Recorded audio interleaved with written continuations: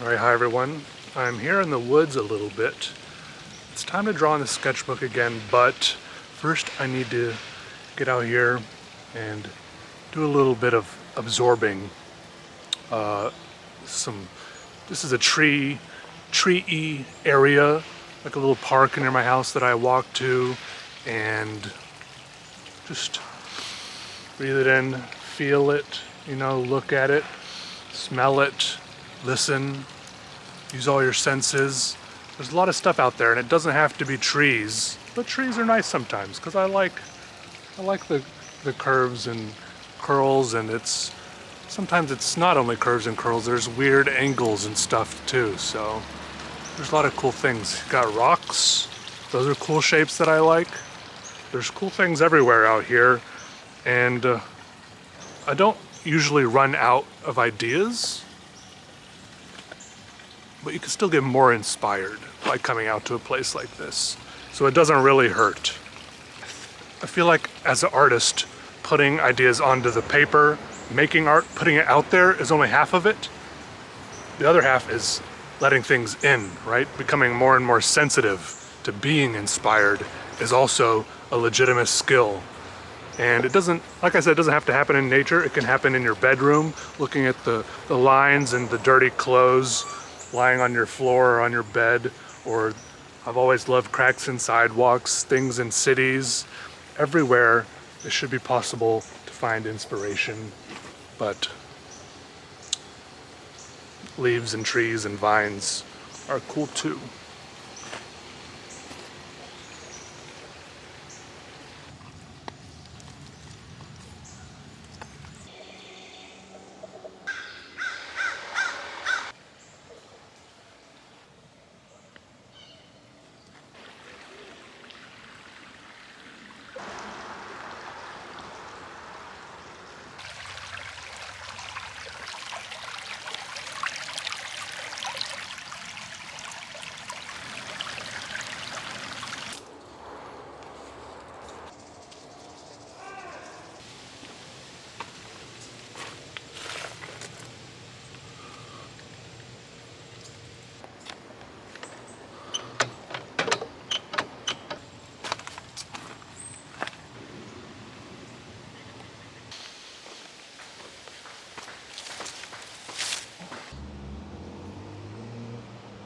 I think this is maybe a sweet birch tree, although it says here the leaves are double sawtoothed, which maybe these are, but this is also a young tree, I think. And also they do plant rare trees in this park sometimes, so it could be some more rare type, I'm not sure, but I think I'm on the right track there. Looking at the bark and the weird branches.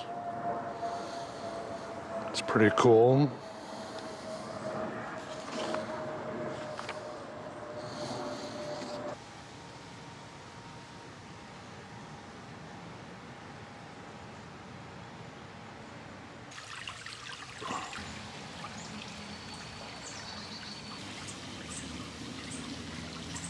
Just taking some notes here.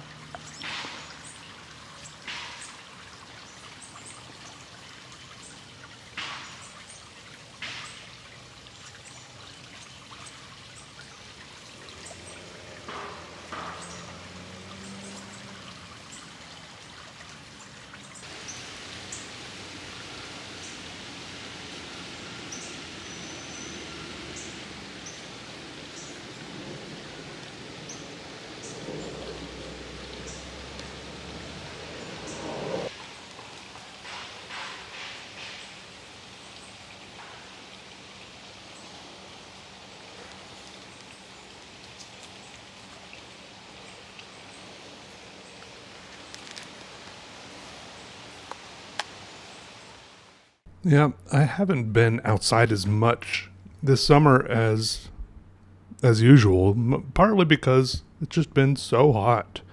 My routine of going on walks and stuff got interrupted a little bit just because I would just sit on my screened in porch There's a little ceiling fan there. I would just chill there where there's at least some shade and some airflow. And it's just been so hot. But now, the last couple of days, it's cooled down a little bit. It rained today. It was so nice and relaxing. Even during the night as I was sleeping, I could hear a little bit of thunder rumbling away through my dreams, the rain pitter-pattering on my windows. And it was really relaxing, and it's a little bit cooler now, I'm sure.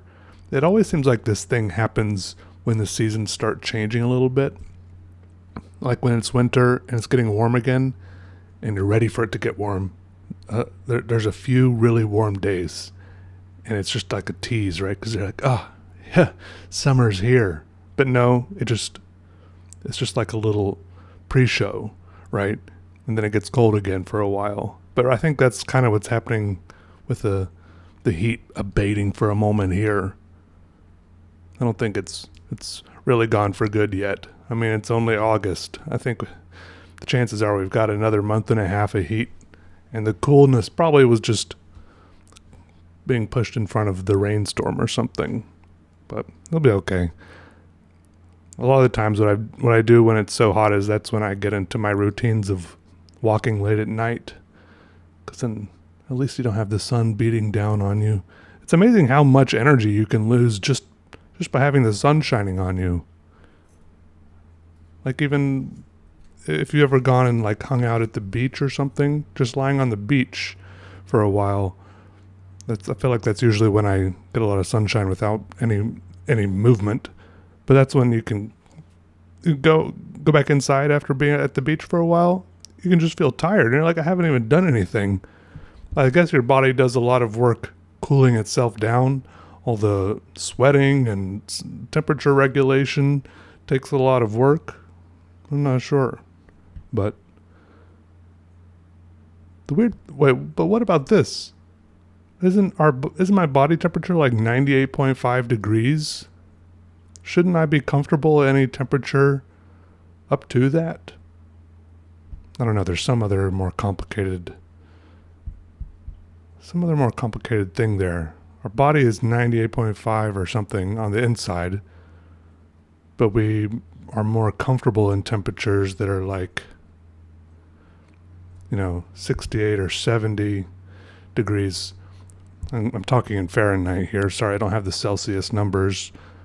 I guess that's because we're always letting off energy. Letting off heat? Is that what that means? Also, I've been reading some of this book called The Secret Life of Trees. I haven't finished it yet. I've only read about half of it, which is really interesting. Sometimes it's almost too soothing, and I start getting a little sleepy if I'm not doing something really exciting.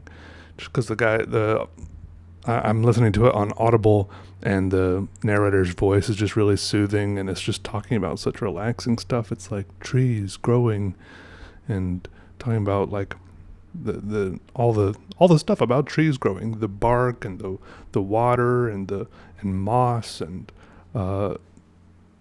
just a lot of cool things, like how there's these underground fungal networks. What is it called? Like mycelium or something, that often connects the trees together, and the trees use it to communicate and transfer nutrients between each other and stuff like this. And I don't remember exactly. I feel like there was one chapter where the guy was talking about how the trees actually like yell out when they get wounded. They were talking about like there's some kind of like vibrations or something that change. And I'm not sure. Like I'm slightly skeptical about the yelling part. But look, I think the main problem with us not thinking that trees feel pain, and I don't know really whether or not they do.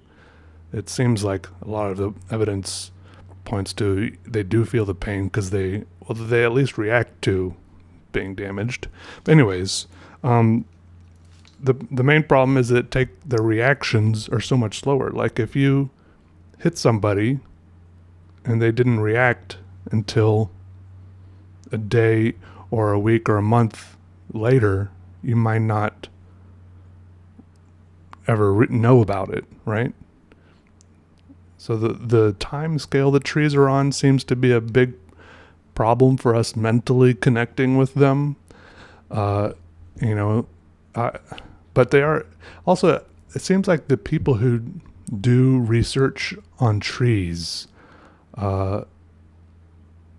they fall in love with them, right? Which is obviously good. Just like someone, and so if anyone is going to think that trees are crying out and getting hurt, if you cut a part of their bark off, it's going to be the people who have spent their lives around them in forests researching them, just like, the same people who,